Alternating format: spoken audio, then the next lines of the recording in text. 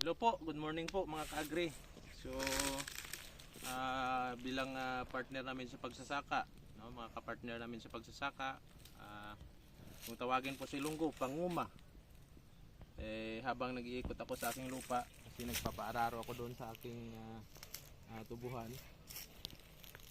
At may katabi ditong lupa, no? May nakita ako ditong tinanim. So, na-curious ako, pinuntahan ko. Bakit may naka-label, may naka-QR codes? So, nung nabasa ko po, ito pula pa ay Nursery BPI, GNRD PEC, address BPI, San Miguel, Jordan, Guimaras. So, ito po ay mangga pala, no? Mangga pala ito na galing sa Guimaras. So, mabuti nga nagpo-project sila.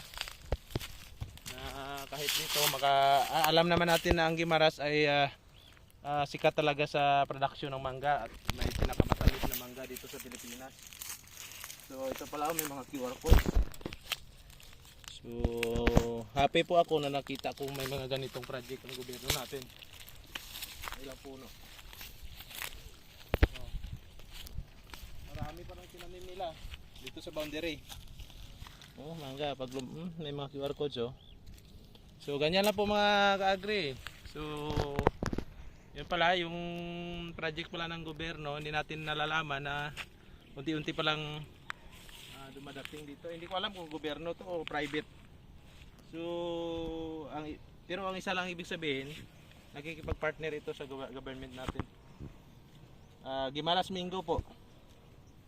Tinanim dito sa Negros. Marami po palang mangga oh.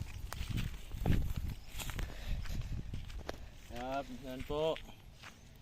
So ganyan lang po. Maraming salamat at magandang buhay.